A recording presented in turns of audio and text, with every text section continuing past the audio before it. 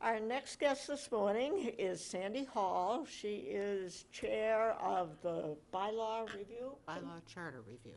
Bylaw and Charter Review Committee.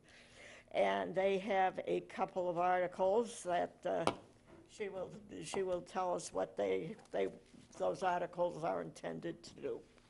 I will talk about Article 36 and 37, but I thought first I'd just do a little bit of an overview on what a charter is, because I think a lot of people don't know. Nice. We have, under Massachusetts general law, each town has the right to establish a charter, what they call a home rule charter, which basically allows a town to do its own thing, to have structures and committees and boards and processes that might differ a little bit from what a non-chartered town can do under the law, as long as it doesn't conflict with Massachusetts general laws. So in 1987, the town of Harwich established its first charter. And over the years, it has changed. We have a process for amending the charter, and that's where we are with these two articles. You heard about the wastewater article, which is a charter amendment, a rather substantial one.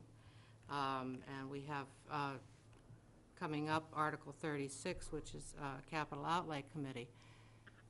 The Capital Outlay Committee was conceived many years ago as a means to try to level the debt over time, so that we didn't get enormous spikes in borrowing year over year. And originally it was a very structured, required a supermajority at town meeting to change a capital outlay plan, which was originally a 5-year plan.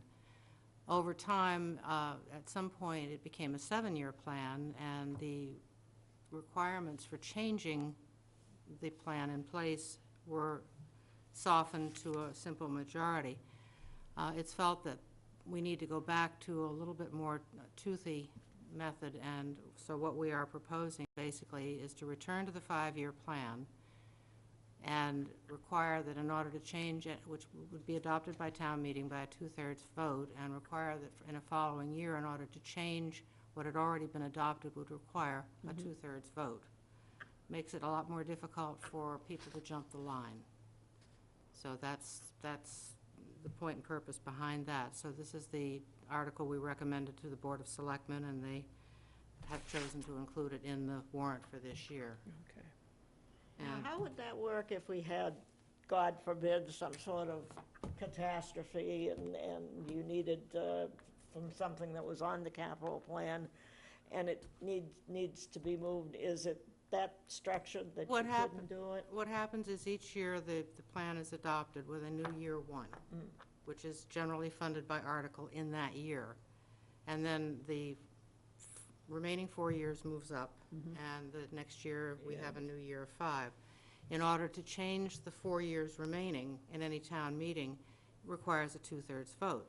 If someone comes in with an article that is that qualifies as a capital outlay, that article requires a 2/3 vote in order to pass. So it doesn't make it impossible, it just makes it more difficult. Yeah.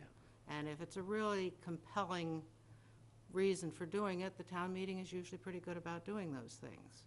But otherwise, it just keeps the process even and tries to keep the borrowing levels down so that we're not getting hit. Yeah. Of course, Big we've spikes. got some major things coming up, but we really, Yeah. it's a spike all by itself, so there's not much we can do about that. But hopefully going forward, we can get back to making it a little bit more difficult to end run, so to speak. And the next one, 37? The next one is essentially housekeeping.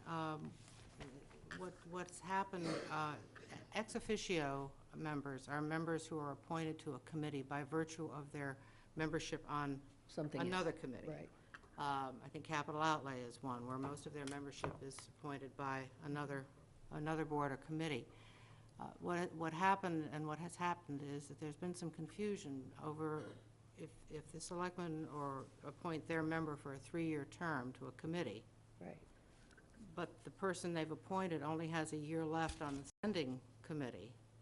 There was a little bit of confusion about, well, does he continue to serve even though he's not on the committee anymore? So what this article is doing is saying those ex officio appointments are made for 1 year, so that every year they have to be renewed. So every year they will be renewed from a person, with a person who is actually currently sitting on that committee, On the, Just on the clarify. receiving committee, on the sending committee. on the sending committee.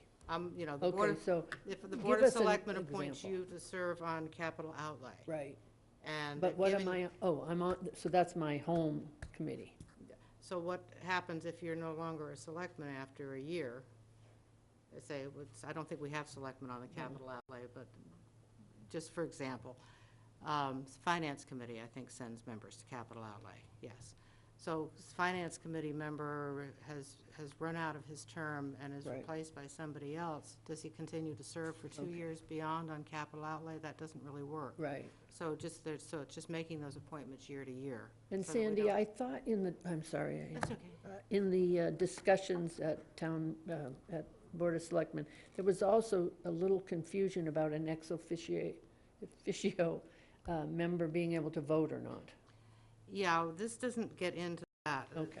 There seem to be some differing opinions on that. Yeah, This- and this we seem to merely- be a little different than the definition of, Well, I ex officio. chased that definition, and I've found that there are at least 2, okay, so there, so it depends. all right.